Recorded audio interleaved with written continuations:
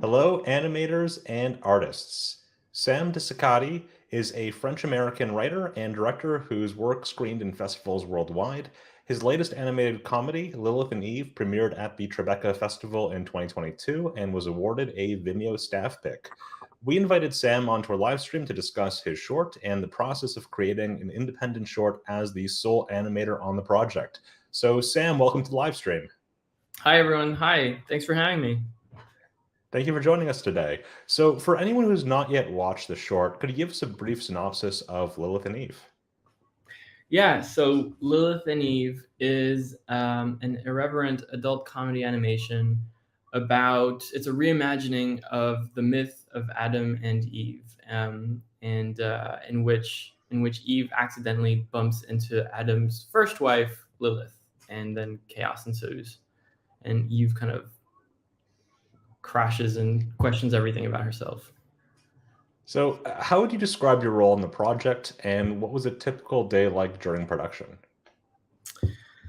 Well, so the project, sorry, what was the beginning of that question?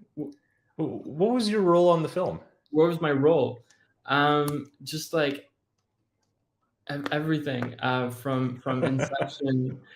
So my wife and I came up with the idea. We were looking for names, for baby names, and discovered the name Lilith, discovered her story, fell in love with that story, and felt the need to tell that story. We named our kid, our first daughter, Lilith, and and then everything else is history, so that's why we made this short. So I wrote it, I animated it, the million different jobs that there are, within animation, and from character design, background art, everything that's on screen is me, and I co-wrote it with my wife, and everything that's audio I worked with some friends. So the reason why I asked you that is because when I had seen the film and asked you about it, I invited you onto the live stream with your animation crew, and you told me it was just you. So would you want to talk a little bit about the animation style and the process behind Lilith Eve, in terms of the work that went into getting it from storyboard to animation? Yeah, so the animation style, well, it's an adult comedy animation in the style of Rick and Morty. My goal was to make it feel like it could feel like it was part of the Adult Swim or Cartoon Network world. That was, this was all like an experiment for me, and that was the goal, to can I get to that? Am I capable of making a project that feels like it could belong there? Old style animation, and I really wanted this project to be animated that way. So, there's no rigging involved in this project. It's all, drawn image by image, and which I did with Toon Boom. And yeah, it was a steep learning curve, and it took me about 2 years to animate from start to finish, from inception to finish. It's about 2 years. And if I had to redo it, if I worked full time on it, it represents about 6 months, 8 months of work, but you got to pay rent and stuff at the same time. And a typical day in production, a lot of those 2 years is just me animating from 9 p.m. to 3 a.m. after I put my kids to bed. That's a typical animating day.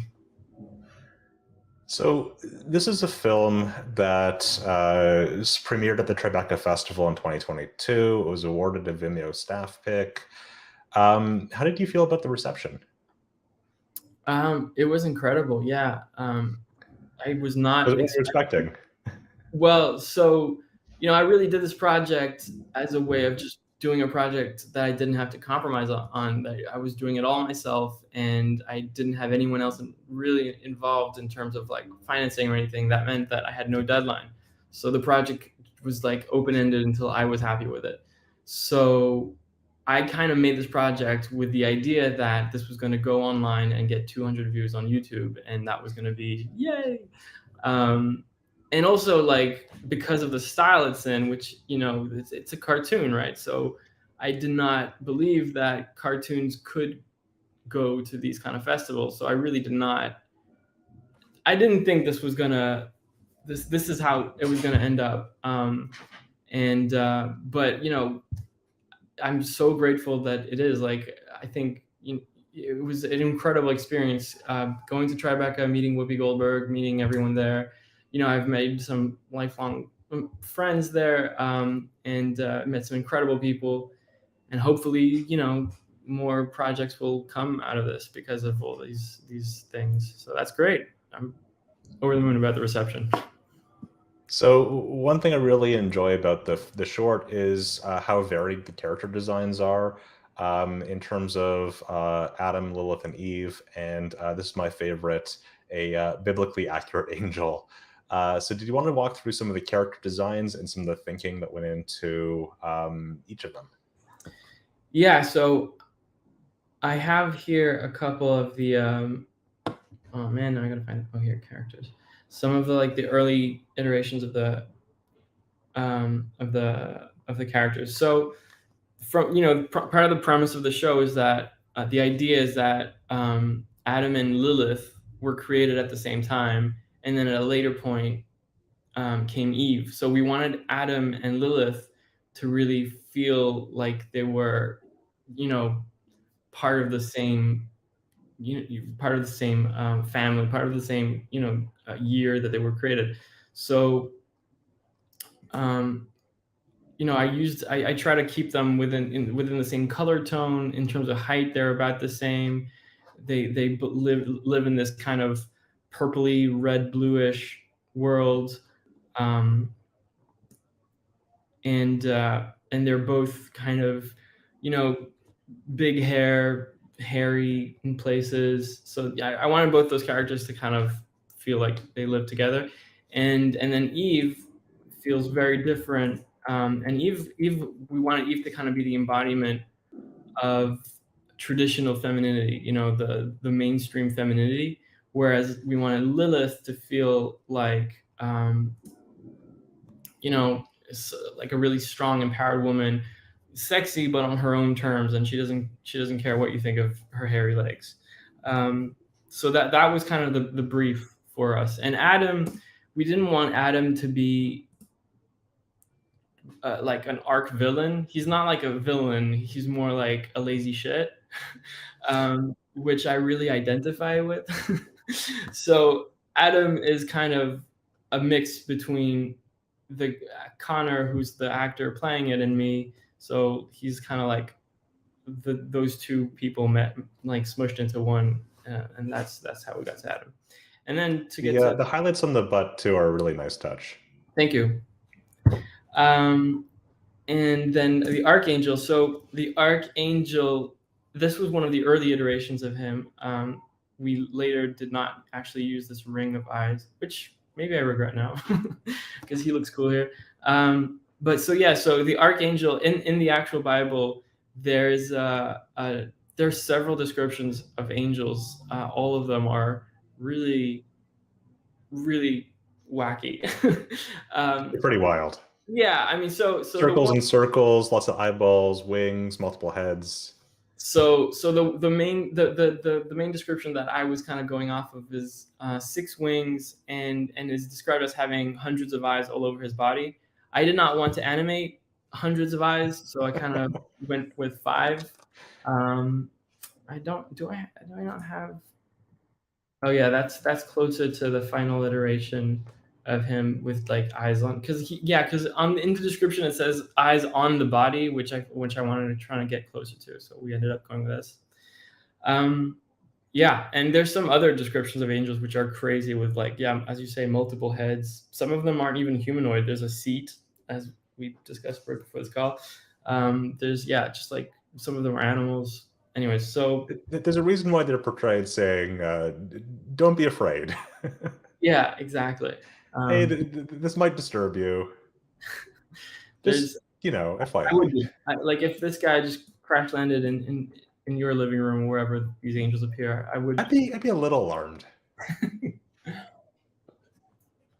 Yeah, so that was the idea for the character design, and then a lot of the work that went into this character design and the color patterns of everything. We spent a lot of time. I say we because I do everything with my wife, and basically I spend days doing stuff, and she goes, eh. And then I go, all right, I'll do it. I'll do it again. But we spent a lot of time working on the colors specifically because I really wanted to get it right. And one of our main references, let me see if I can get that somewhere. One of the main references that we used, download ref, oh my God, is a painting by Chagall, where there's a painting by Chagall where I to start, like, my process was literally taking a pipette and just picking different paintings. Let me find this painting by Chagall. It's somewhere in here. Also, all my other references, as you can see. A ton of great references. I saw a little bit of Adventure Time. I saw a little bit of Steven Universe there. Yeah. Annoying. I do not find it. Okay, let me just Google it. It's a painting by Chagall called Adam and Eve.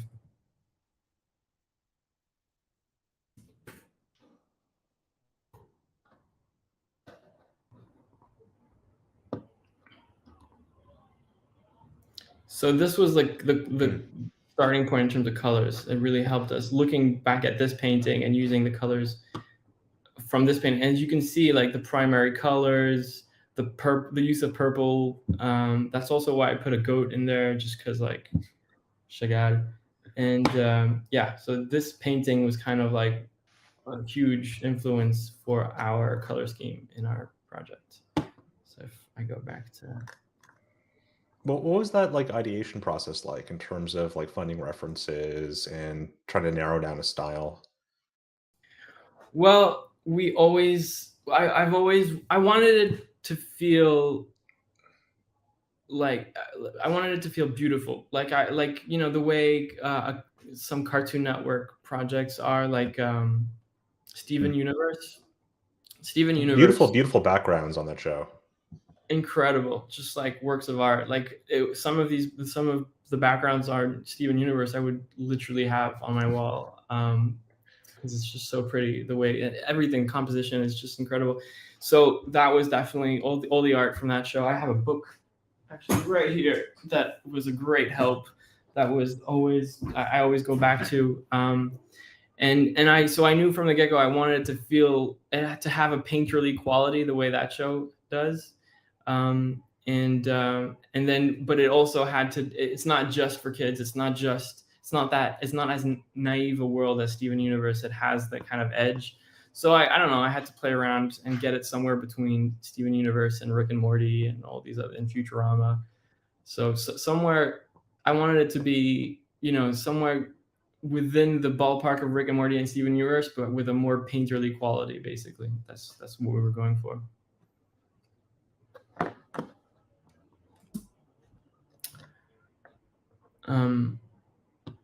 And by the way, background art, so much respect, mad respect for background art. I had no idea what I was getting involved with, what I was starting when I like, you have no idea also how bad my first iterations were, just like crazy bad first drawings. You were showing me an animatic earlier where you were talking about some of the scenes that you'd seen, or the types of shots that you've seen in animated work that you were really impressed by that you wanted to create in this one. Yeah. So let me bring that up. Let me just mute it because so there was a lot of different, a big part of this project was just also me, having these bucket list shots that I wanted to try playing around with. And one of them is this shot here. The idea of a character walking towards frame with the the floor moving away and the things in the background sliding, and I wanted to figure out, like, wrap my head around how the hell do you do that? Like, and what do these separate elements even look like? Like, is the background animated? Are the so it took me an embarrassingly long amount of time to figure out how how to build this. And so it started How with many layers of multiplaning is this, by the way? how many layers? Yeah. It's not that many. I think it's 1, 2, 3, 4, 5. So That's very convincing. There's 2 for the floor. There's the bushes and the floor are separate, and then there's 3 layers for the background. Okay, wow.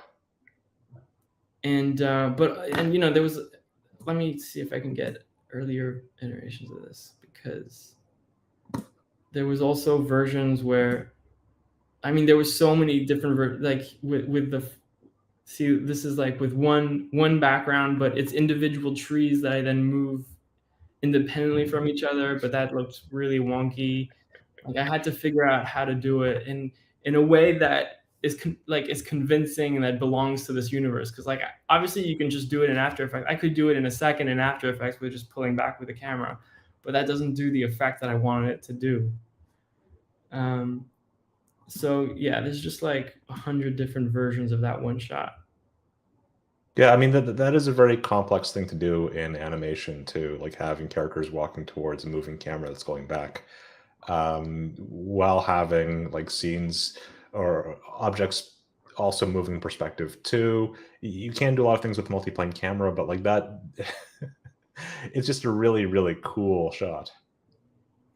Thank you. Yeah, and I take very little credit in terms of the composition. There's that shot exists in almost every cartoon out there, but I now understand the work involved, and I also understand why these kinds of shots are usually reserved for like epic action sequences. So it's usually like something chasing something, and it's like, because when it's action, that means it's super choppy, so it's like 2 seconds. Whereas I did dialogue, so I needed it for so I got like insanely long like slices of trees, because it's all one thing just kind of going like this.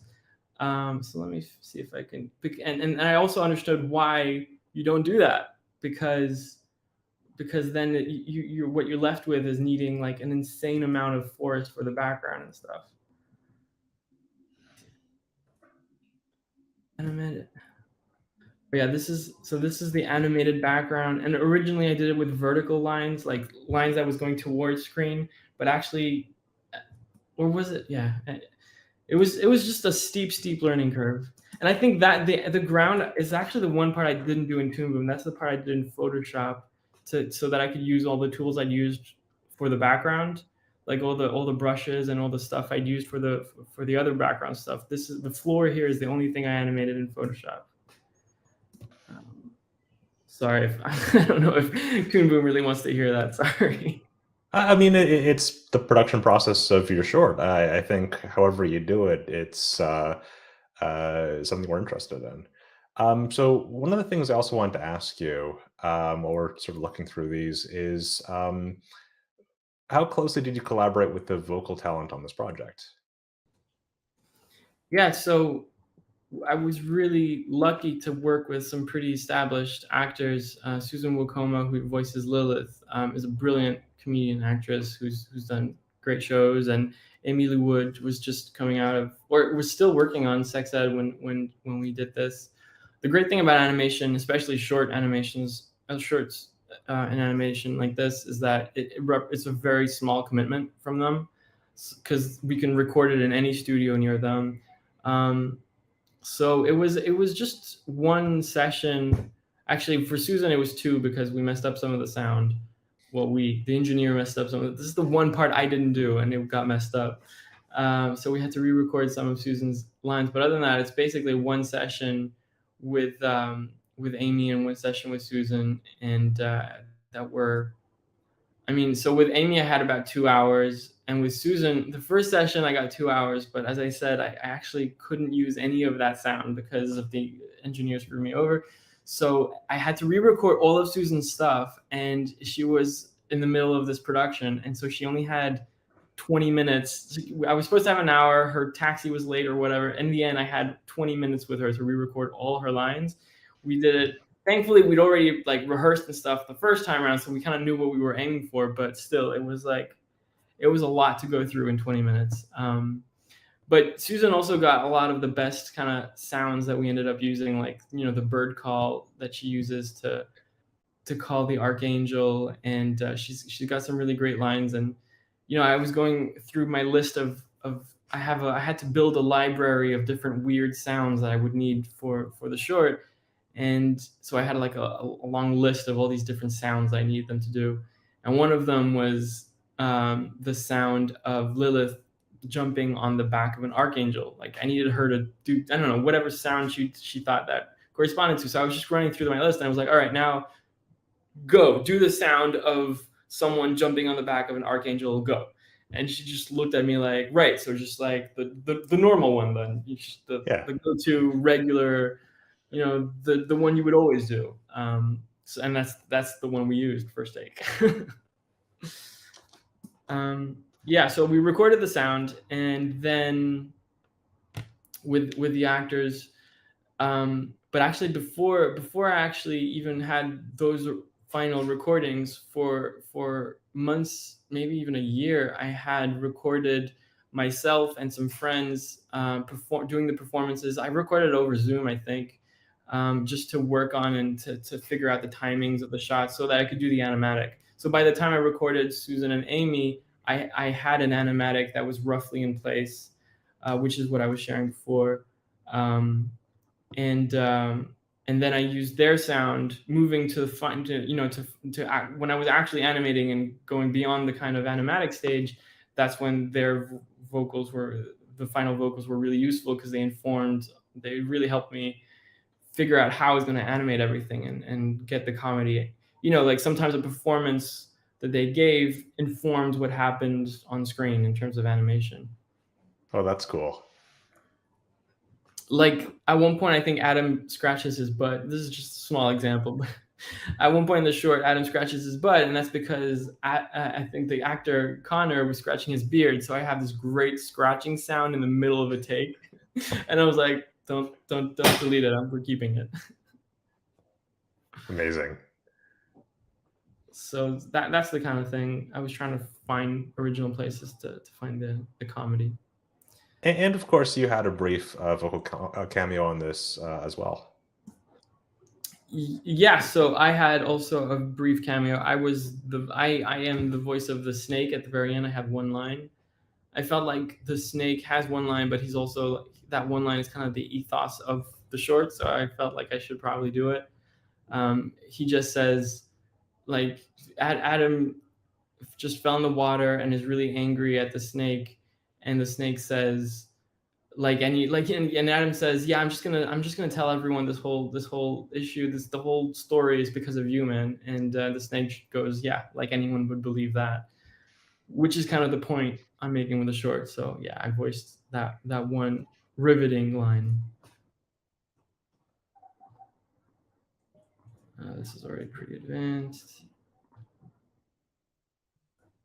I'm just trying to find some early. I think there's an early shot that I have somewhere in here. So originally, I thought I was going to write this on screen to start with, but then I didn't. And then I thought I was going to have Lilith in the foreground, kind of like staring at Eve, which didn't end up happening in the final piece. So one thing I really wanted to ask you, so Sam, what was the most challenging or the most rewarding part of the process that went into making the short? So one of the biggest challenges was like just keeping the engine going, because as I said, I mean, this took me 2 years to make, and life changes pretty drastically it can change quite drastically in 2 years. I went from having 1 kid to 2 kids, and just like making this a priority and spending enough time, that was definitely a big challenge. The other big challenge was learning harmony, learning how to use the tools that were available, watching all the YouTube tutorials I could find. Like Toon Boom has quite a few great resources on your website, which I definitely used as much as I could. So yeah, just like learning everything I could in terms of some of the stuff some of the shots I animated in the beginning looked so bad in comparison to what I could do after 2 years of animating, that I had to redo the first shots just to kind of smooth it out a bit, because I did it chronologically. So if you look at the short, some of the very first short shots I did. Oh, this is putting in the background.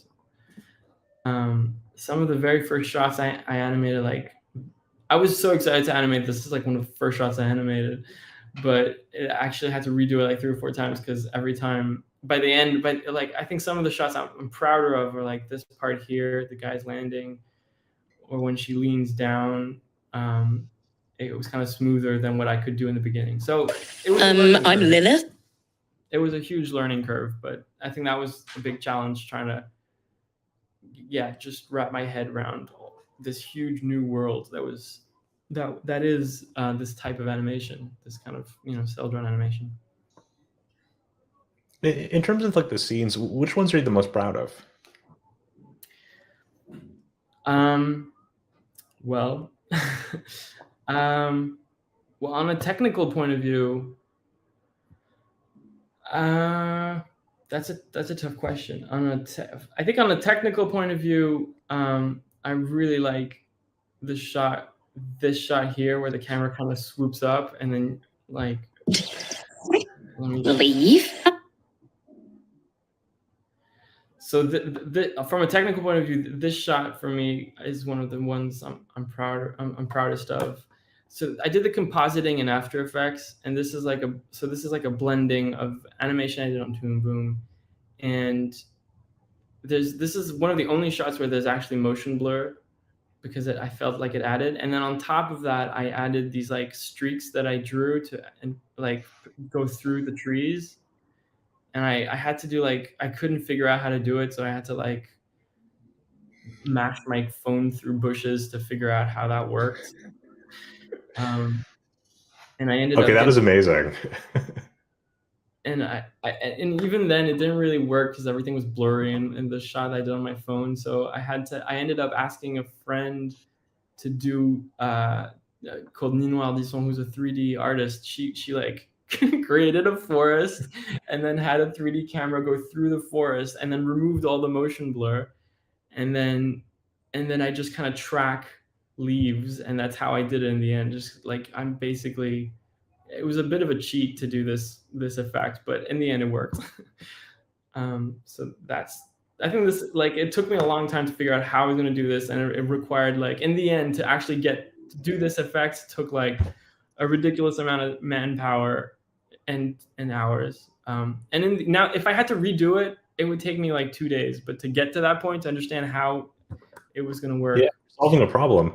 I mean, one of the things that I really enjoy about animation are smear frames, the sort of attempt to like replicate motion blur in drawings, because it always leads to like really interesting and really wild types of effects that you see for like a fraction of a second. And I think like this sort of falls into that same category where you have all this sort of dry brush um, that you see for like a fraction of a second, and you sort of feel it, but you don't. Your eye doesn't interpret as that. You sort of see it as like the camera zooming out, and then there are dragons and bats flying around. Yeah, exactly. Well, that's like, and you know, animating FX in general was so far. I was so far from even conceiving of this whole world. Like, not only, you know, I embarked on this whole adventure to do character design and character animation, and that's kind of what I was kind of looking forward to, and even background design. And then I did it. I was like, yeah, but I need splashes, I need stuff. And then I discovered that FX animation is this whole other thing. So mad respectful. This was another attempt. Again, this I know this isn't great. So apologies to all you FX animators out there. But this was again something that I was kind of proud of managing to achieve, and to wrap my head around how water explodes up and you know, and then does this. So yeah. I mean, one of the reasons I like talking to people who make like independent shorts is that, especially the directors, or in your case, the person who does everything, is that you're aware of the entire animation pipeline from start to finish, from the thumbnail storyboards all the way to doing effects animation on the splashes of water and compositing. Um, that Yeah. apple's gorgeous too. Thank you. Yeah, that was another one I had a fun doing, and same the background, like figuring out how to do that anime style. You know, it sounds simple and silly, but then when you actually have to do it, you're like, but how did they do it? Actually, one of the things I also really liked too is when you had the reflection of Eve on the apple. I thought that was also really. I think it looked really ambitious in terms of the composition and the overall effect. Thank you. Yeah, thanks. It was. Because you have all these characters who are like flat colored, and then you have this the shiny apple, and making that look um, like it's cohesive and realistic in that situation is not an easy task. Yeah, I originally, this was not the original shot, but I don't know. I felt like it needed this. I wanted to emphasize this moment and underline it a bit to make it to make it more resonant, to make it feel different from the rest, to give it importance, basically. Um, and yeah, I messed about a lot in compositing. I don't know if you can see, but there's like highlights and shadows. So the shadows I didn't. I, on, I think the shadows I did in Toon Boom. So like, especially like when the shadows go dark here, for example, which again, I know you can probably do it a lot better than this, but this is how as good as I could get it. I mean, there are so many different ways to do shadow effects. Like, what was the process in terms of the shadows? Did you have like a layer that had like sort of a blending mode to it, or did you have maybe like a different color palette for the shadows themselves? I think I had a mask. I think this is one of the Toon Boom things that I figured out after multiple hours of Googling and tutorial learning. There's like this option of adding a shadow mask in Toon Boom, like animated on like an independent layer. And then you use that layer as a mask for your thing, where and so you can determine like opacity and alpha and stuff. So that I did that way. But then highlights. So then highlights here I did in like these kind of simple highlights which don't really emphasize. Like I didn't go like crazy. Like there's no highlight on the hair in the front. It's just the outside part that I just did compositing in After Effects. But because I didn't feel I needed the extra week of work to get the point across.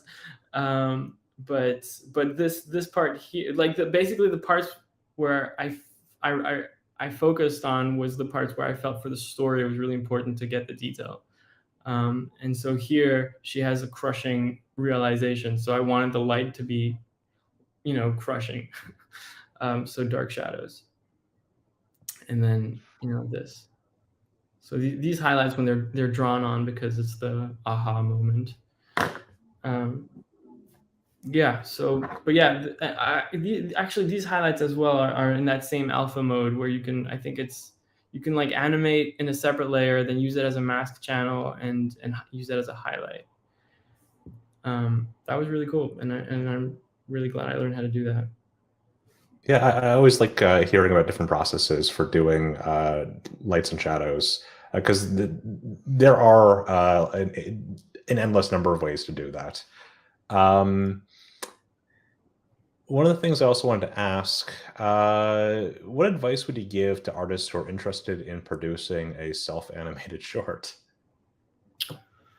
Well, I mean, I did this because I wanted to learn. I did this because like every part of this project was really a passion project. The story was because it's a story that's really important to me and my family, and you know, and the process of, you know, the horrendous learning curve involved in making this was something that I wanted. This, you know, this is like the equivalent of going to school to learn how to do animation. I took that time and I did this project to do that. So as long as you're walking into it eyes wide open, knowing that that's why you're doing it, then you'll have a blast. But I will say that everyone else on the panel at Tribeca and every other animation festival, I'm always like shocked by whenever an animator gets up on stage, like directors a bit, but mostly directors who also animated, when they get up on stage, it's always like, don't do it.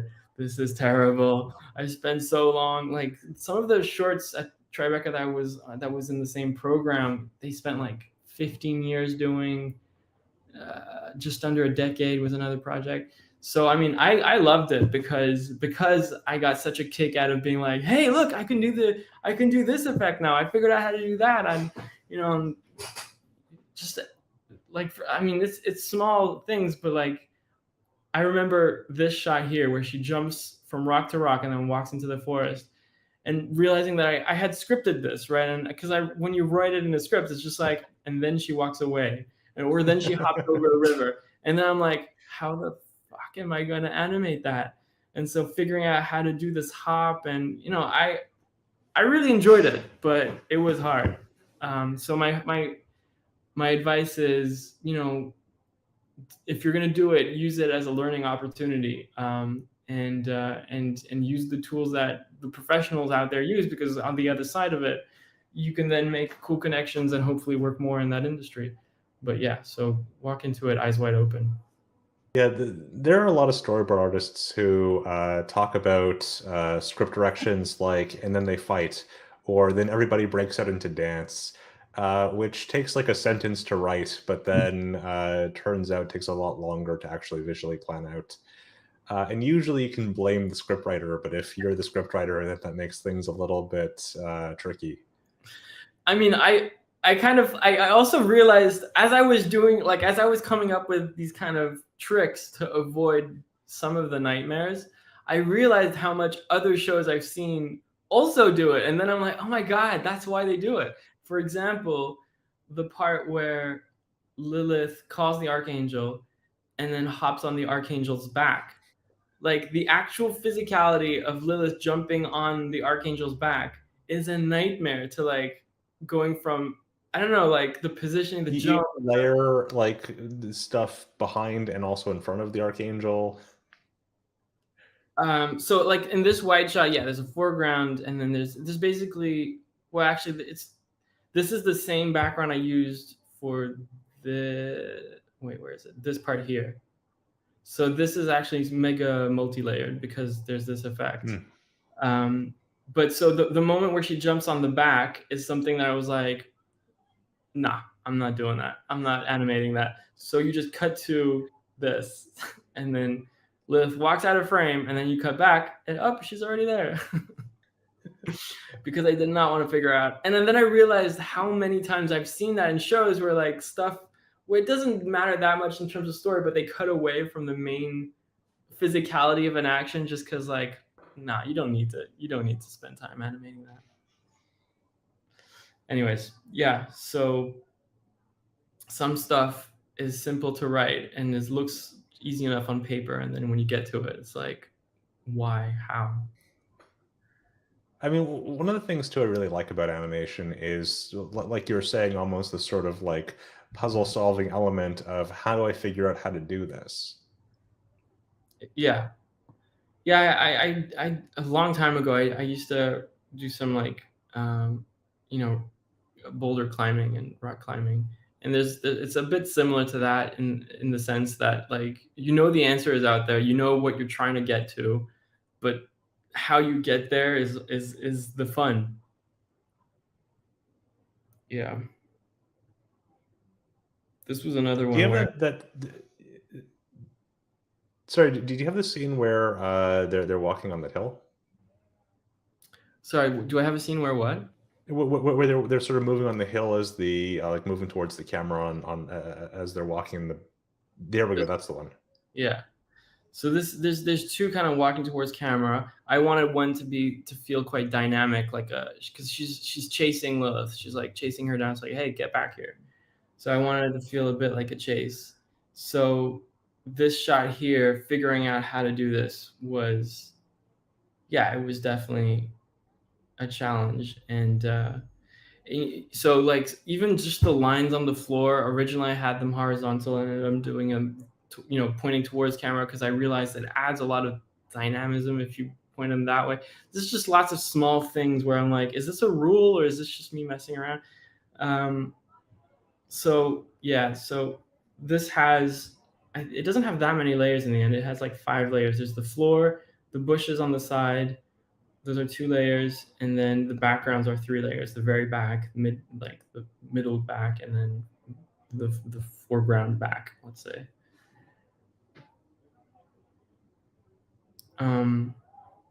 Yeah, and I think I put a slight transformer. Oh, and this is one of the early iterations, so you can see like in the corners, between where the bushes and like on the right side of Lilith, you can see the edge of frame there sometimes. I hope I fixed that in the final thing. This is like work in progress stuff. So, but I also put a morpher on the background layer so that as the trees go by, they actually also slightly scale down to give that extra kind of oomph. You can kind Yeah, of wow. I also just wanted to reiterate, like I think that this short is visually very, very impressive, and the backgrounds are a bit part of that too. I just think that it's gorgeous. Thank you very much. Well, I mean, it was kind of like, a dream of mine to figure out if I was capable of doing this. I honestly did not know. And to start with, my starting position, where I started from is so far away from anything remotely. I mean, I'm about to share some really dark, shitty backgrounds. I mean, this is where I was starting from. This is like one of the early iterations, and I was like, which I obviously binned immediately. But yeah, and then some of the references. So this is like from Steven Universe, just like figuring out composition. How did they do it? And I think I tried to steal elements from their stuff, but it didn't work. So I had to just steal details of like, okay, how did they draw this? But it doesn't work. It has to be. So this is like one of the early iterations, and then the tree changed a bunch of times. Yeah. It went through like a lot of, and I think in the end, the actual visual landscape that you see is kind of taken from a photograph. I did this big road trip across New Zealand, and that was the most Eden-like place I'd ever seen. So in the end, the place you see is kind of riffing off of a picture I took in New Zealand.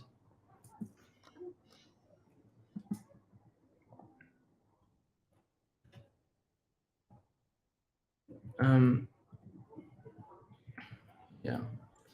I mean, well, one of the things that I find interesting about the short is that you have these like really beautiful backgrounds, and then you have like Adam with his sort of butt, uh, Yeah. in the same shot, and it doesn't feel out of place. It feels cohesive. Yeah, that was definitely part of the ambition, was to have both beauty and irreverent silliness exist in the same frame. Like, so, like, something that's where the effort, it's clear, we clearly go out, the short clearly goes out, it goes out of its way to make the shot have a painterly quality to it, composition, colors, the textures. And I think that adds to the comedy when on top of all that you get it, but like, I think that's part of the comedy where, like, it's like, ah, and then like, I think that works. That's the tone I was going for.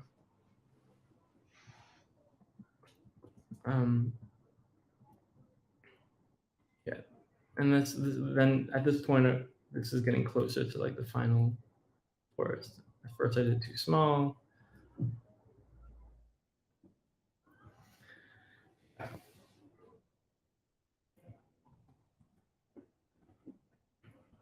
If I had to redo it, one of the things that I wish I had done, which I didn't do, is spend more time getting different types of trees, because all my trees are like samey, and I regret that. But yeah, so I mean, we're spending a lot of time on background art here, just because that was one of the parts that I felt gave a lot of identity to the project. But in terms of animation, even just like I think, let me show you one of the really early animatic things. So these are like the early animatics that I did, and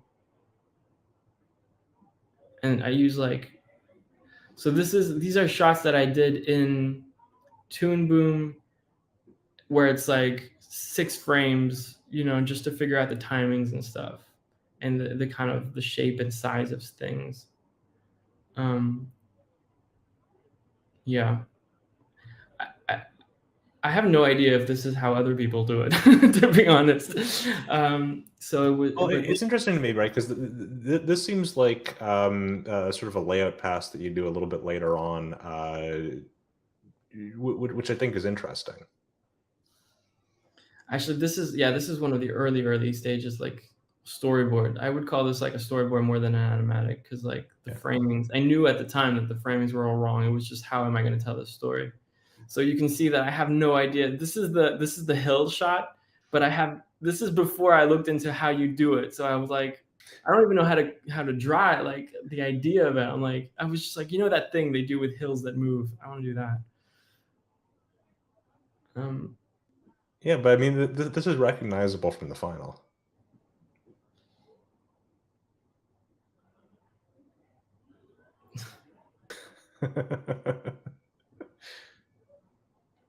Oh yeah, and Adam didn't used to fall in the river, but I feel like it added a lot. Jeez. Oh, and this animatic has my voice on it, so we're not listening to that. I mean, yeah.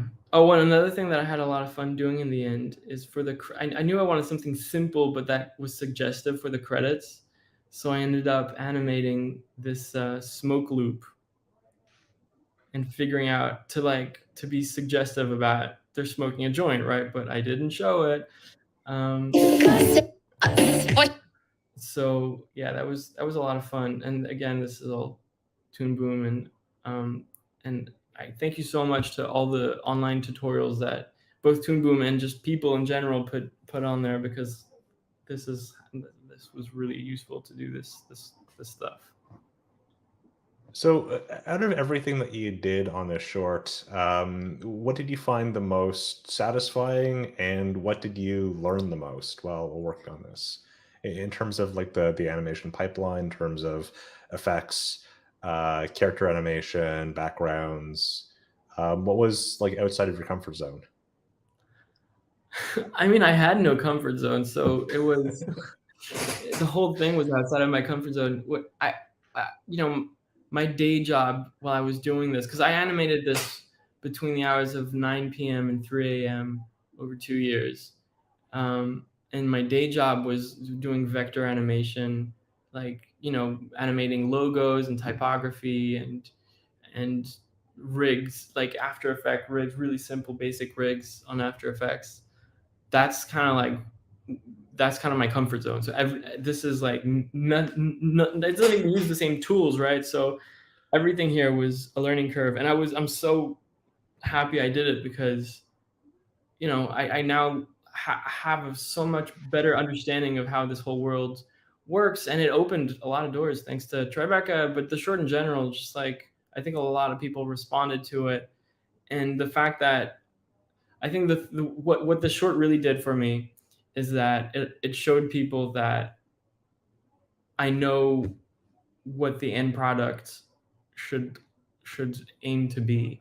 So, if I do another project, and the products I'm working on now, I'm not sure I'm going to be animating them, because I'm not the best animator in the world. That was never my goal. My goal was to be able to do it so well that I can then not have to do it. Like, I want to have the creative direction. I want to tell stories, and I want to know the software inside out, so that I can then understand how to tell and use the tools that are available to me to tell these stories. So, what I got from it is that, like, I learned everything, all those small jobs, from compositing, editing, color grading, mixing, like that was like some of the sound stuff I did, just like all these different skills that I learned. I now have conversations with 20th Century Fox and Netflix and Hulu, where I'm like, I know what I'm talking about. I'm not bullshitting, because I've now done it. It's a whole other different scale, and the conversations I'm having are with people who have like 20-30 years experience, and I'm so happy to be working with these people now. But I know what I'm talking about as well, because I've done it. Even if it's on a different scale, it's the same, conceptually it's the same thing. Sam, where can your viewers follow you on the web or see more of your work? Well, more of the work is coming, but isn't out yet. But you can follow me on Instagram to get all my updates, which is just Ceccatty, Ceccatty, which is on this, I think my name was written places, because no one's going to remember how to write it. But yeah, Instagram is the best place to kind of get updates. Development is still in the works, but hopefully I will have some cool stuff to share, hopefully in the months that come. I'm working on some cool projects that I'm not allowed to say much about or show much about, but yeah, hopefully you'll be hearing about me more. And of course, for anyone who hasn't already seen the film, if you look up Lilith and Eve Vimeo, you will find the short. It is well worth your time if you have not already seen it. Thank you so much, Sam, for joining us to discuss your work on the film. And thank you to our guests who joined us for the live stream. If you're interested in animating an award-winning short, artists can get started by downloading a 21-day trial of Harmony Premium from our website. And we'll be taking next week off from the live streams, but we'll have art streams coming up on the 27th with Maria Lascelles on tips and tricks in Harmony, the 28th for Collaboratory, our Storyboard Pro improv show, and the 29th for interviews about finding community in animation. So thank you so much for watching and tuning in, and be sure to tune in next time. Thanks, everyone. I'm going to leave it on this frame.